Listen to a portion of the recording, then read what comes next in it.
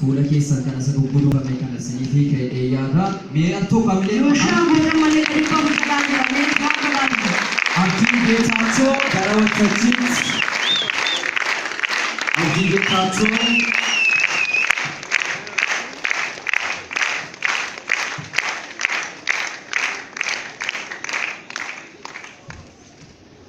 Galatuma akkam bultan fayyaadha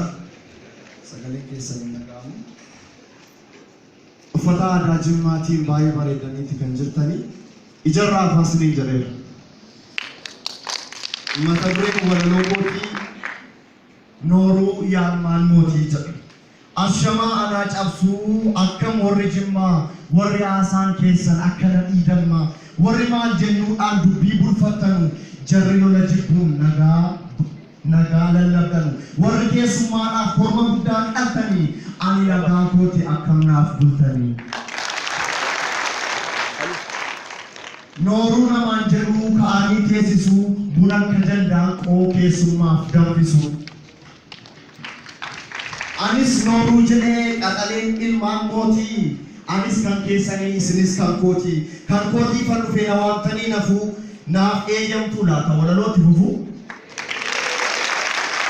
erga naaf eeyyamtanii ka'een irraa shubbisaa qamadii gaarii nyaachuuf aramaa isheen buqqisa immoon leencaa leencumaa leencatu leenca dhalchaa maarifaa fi mura'aa aadaa keenya bareechaa kan mootiirraa dhalates guddatee mootii ta'a salphisee nuuf harcaasa gurmuu keenya irraa ba'a Manni waa malee naaruu waa malee kana jenne nu ilmaan shanan gibee safuu seenaan guddanne warra kophee hin beekneef kophee uffachiisneerraa bareedittii maabubaan mootii jarman mooneerraa seenaa jimaa dubbachuuf yeroo irratti dheerata suudiitti mana jaarree kana seenaa dubbata. Garba guddaa ce'uudhaan mana ijaarsisanii itti tajaajilamaa jechuudhaan nuuf kennanii har'as intalli keenya riikamni nuuf cabsitee qabxii intiraansiitiif nuuf maatii ishee boonsite. Saabiidhaanuma kun eebba rabbiiti barnootaaf haa kaanu ka'a yaalmaan mootii barreessuudhaaf seenaa barachuun dirqama gootas ayyuus qabna uumaan dhabne jimmaa.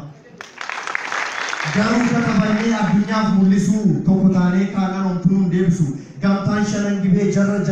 gartuu keenya kunoo jalqabanii nuuf ta'an fakkeenya siin jabeessuu qabna humnaaf maallaqaan haa jajjabeeffannu maal waan hundaan hojjetanii jiru hojiiwwan gaggaarii barnootaaf carraaqu akka abbaa jifaarii barnoonni cufamees galanii boqanne barsiifachuu qabna kan ofii baranne jechuudhaan baadiyyaa keessa naanna'anii dhoqqee hin dhufne roobaa fi qorraani daa'imman xixiqqoof hawaasa barsiisu boqonnaa isaanii hojiidhaan dabarsu hin dhufne takkaa barsiifachuu maatii jajjabeessuu qabna gamtaa kana nuti. Asis deebi'anii wal qayyabachiisuu kallattii adeemsaas kabajaan wal gorsu maarifaan qura'aa kan jimmaa kaleessaa deebinee argachuuf gamticha jabeessaa aadaa jabeeffachuuf kan jimmaa kaleessaa bonifaaniin jennu har'a yeroon isaa kan qabu jabeessuu kan feenu abdachaa waliin deemu ayyaa boriif nu bareecha barattoonni haaraan barnootaaf dhuftanii isin hin daganne baganuuf dhuftanii.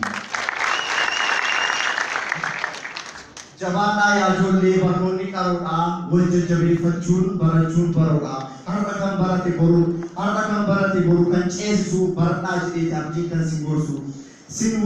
sin warri siinanis kan bubbultan jimmaa ijoollee jabeessuun sin irratti dirqama jajjabeessuu qabdu biyya barsiistanii akka hin daganne isa waggaa irraa dormiitti taatanii.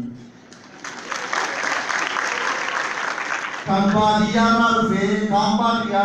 kaan immoo magaalaadhaa tokko yoo beekis tokko immoo wallaalaadhaa kanaafuu wal jabeessuu wal jabeeffachuu wayyaa yoo wal jabeeffanne madaa kan keenya fayyaa.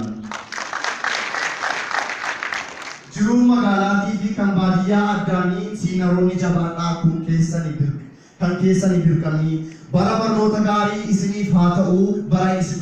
isa dhufuun nagaan haa ga'u walaloo koofitee asittan gabaabsaa guddaa dunaan jedha jifaana eebbisaa galatamaa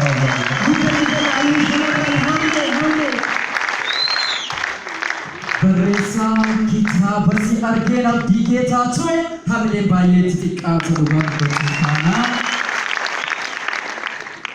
Jimma yeroo deemtan way biyya jannataa.